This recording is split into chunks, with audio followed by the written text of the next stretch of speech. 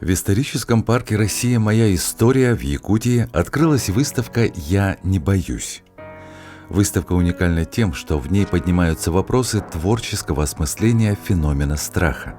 Экспозиция создана в виде синтеза классической картинной выставки и мультимедиа-технологий, произведения живописи на полотнах, интерактивные иллюстрации, художественные арт-объекты.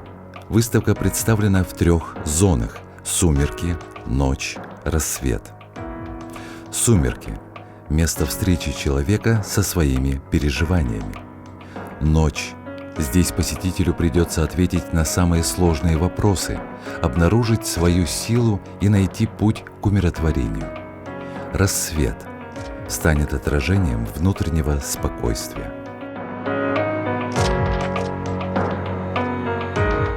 Страха глаза велики, поэтому их несчетное количество. У каждого человека есть свой страх, который он хотел отобразить. То есть художник хотел отобразить ее на нашей выставке. А вот если говорить про актуальность, в принципе, мы выставку еще задумали полгода назад, но из-за коронавируса, к сожалению, не смогли ее вовремя провести. Мне понравилась работа Мочкарева Иннокентия Александры. Это пандемия COVID-19. Она мне понравилась, во-первых, ее оформлением, она просто прекрасно выглядит, и во-вторых, это, конечно же, аннотация. Аннотация это просто прекрасная, потому что у нас Александра написала эту картину после реанимации. То есть она у нас попала в больницу, в реанимацию, у нее было поражение легких 80%, и благодаря врачам, врачи смогли ее спасти. И эта картина посвящена как раз им, то есть как благодарность врачам за спасение людей в столь тяжелое время. И на самом-то деле этот страх, сейчас же страх заболеть, он высок же на самом деле. Не каждый человек, он не защищен от этого, каждый может заболеть, кто-то потяжелее, кто-то полегче, поэтому мне эта работа зацепила. На выставке представлены работы Союза художников Якутии, студентов Арктического государственного института культуры и искусств и творческих деятелей, синтез творчества старшего поколения художников и фантазия молодого поколения. Здесь она интересна тем, что каждая возрастная группа, да, скажем, молодежь 18, там, 20, среднего возраста и старшего поколения, как смотрит на это, ну, скажем, немножко на такую тему, да, и как ее раскрыть, и вообще смысл, я не боюсь, это можно, ну, название каждой выставки это как бы субъективно.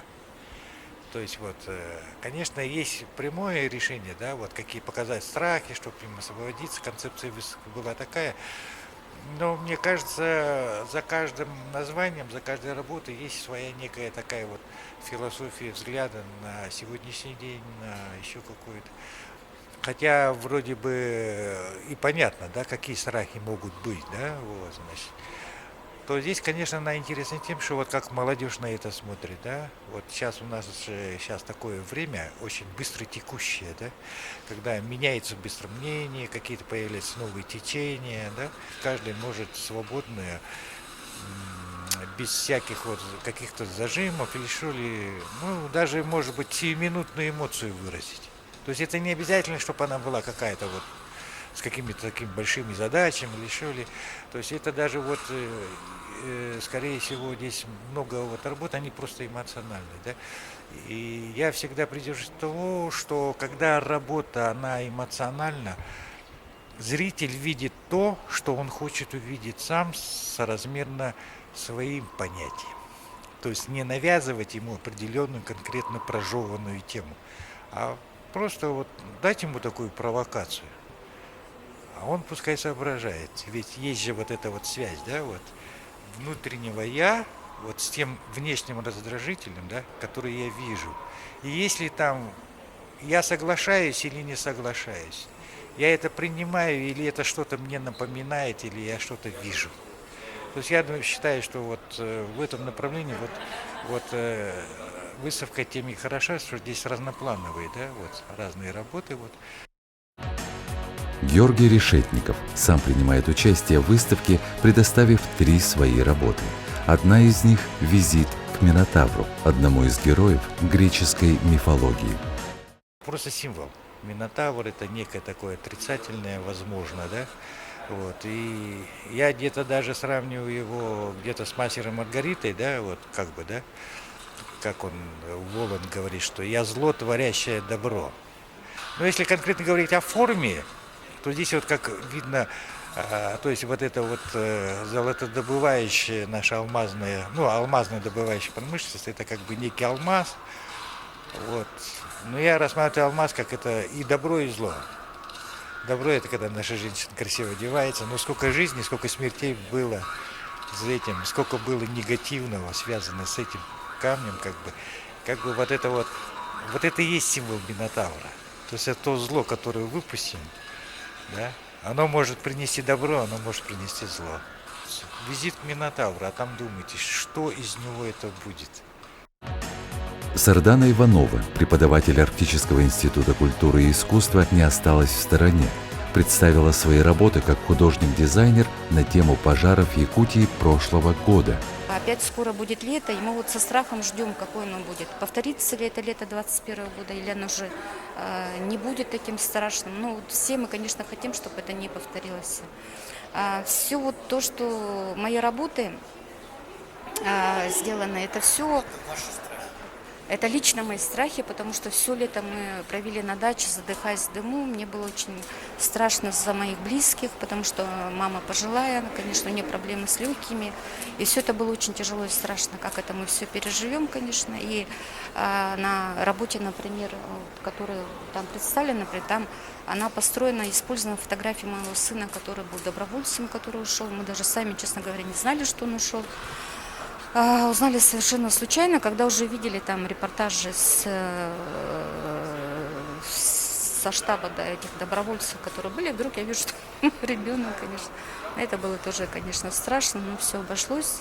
Так что мы все благодарны, что их может, не пускали в какой-то открытый огонь, но все равно, конечно, последствия очень тяжелые. Поэтому это все то, что мы пережили, то, что мы чувствовали, то, что не только я, а вообще, наверное, вся Якутия, наверное, была. Это же, наверное, страх не только был, наверное, мой, а вообще многих. Это же дым от нашей Якутии, он шел не только даже по России, он даже был и за пределами, там в Аляске там дым был еще. Поэтому, конечно, сказать, что это только наши страхи, нет, конечно.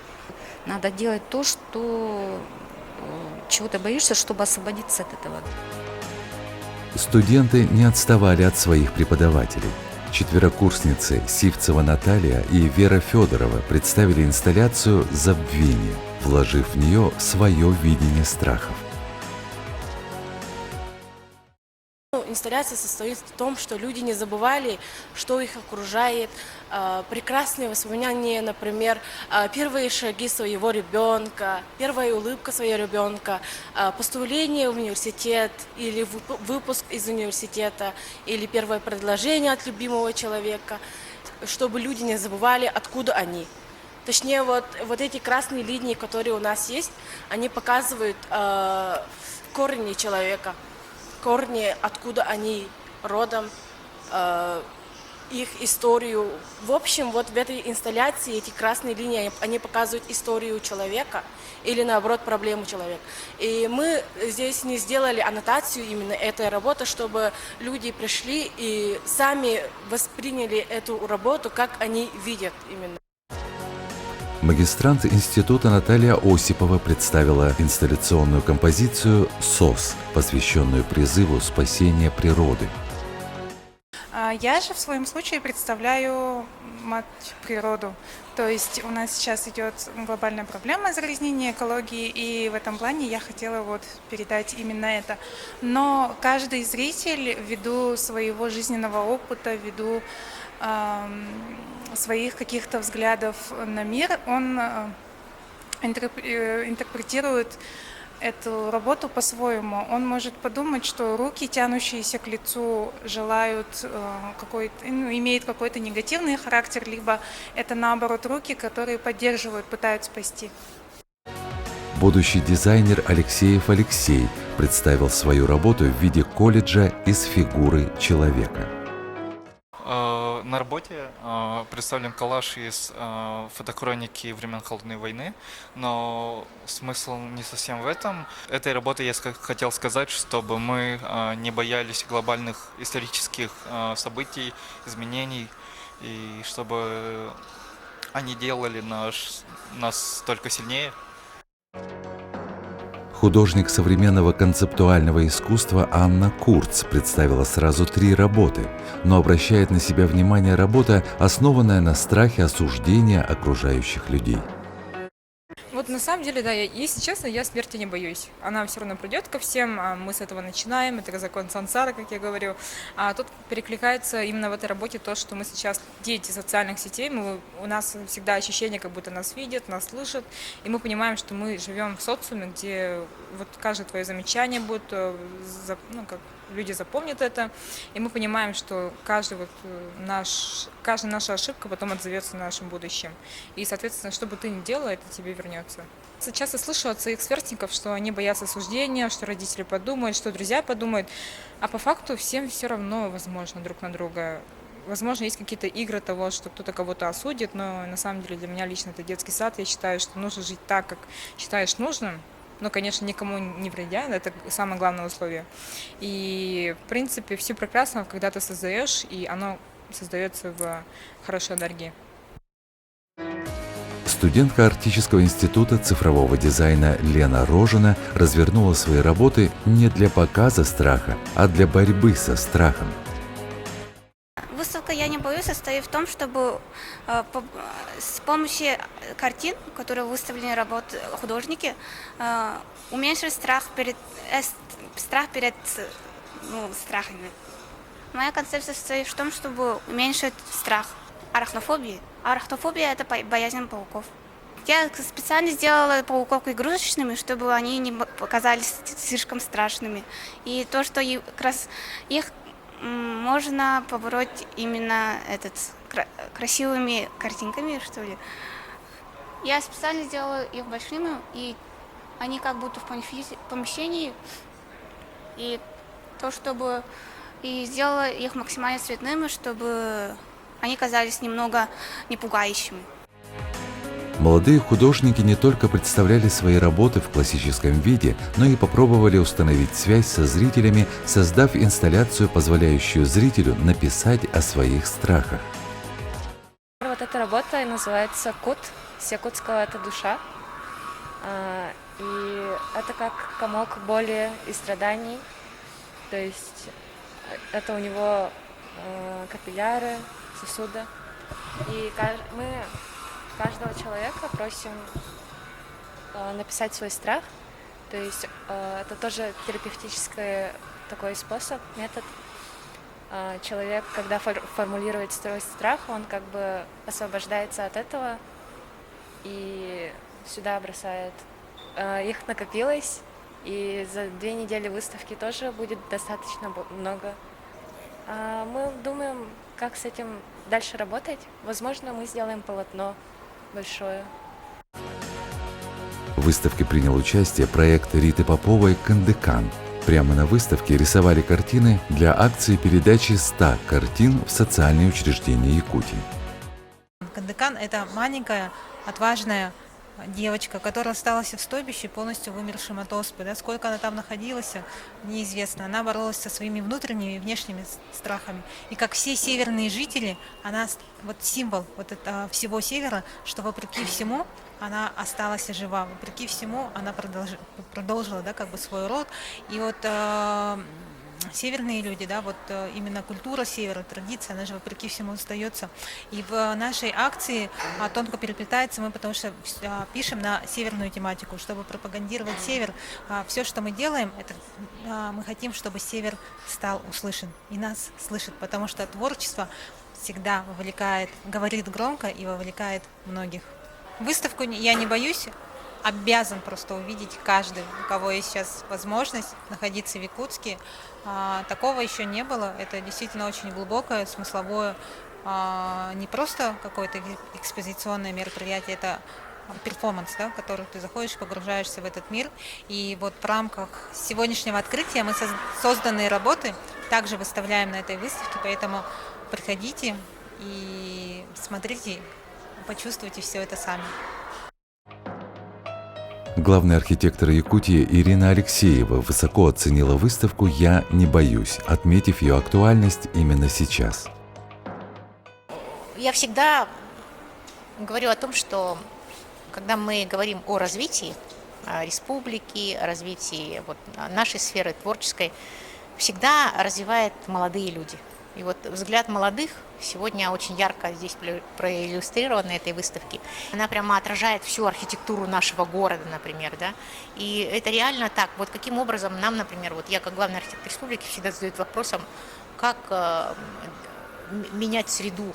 И вот, это глубокие аналитические работы. То есть они воспринимают сегодня среду таким образом. И отсыл вот к этим мыслям, он всегда, если человек думает, он начинает думать, как это менять. И вот как раз формат «Я не боюсь» — это то, что сегодня люди видят и на что дальше посыл дают. Мне кажется, замечательная работа. Любая работа, и вот все работы. И потом оказалось, что столько много молодых художников. Поэтому я очень впечатлена выставкой именно с точки зрения организации самой выставки, потому что много ребят молодых сегодня творят, думают, делают творческие вещи, и их показывать, их творчество, их поддерживать — это очень здорово. Выставка «Я не боюсь» продлится в историческом парке «Россия. Моя история» до 17 апреля.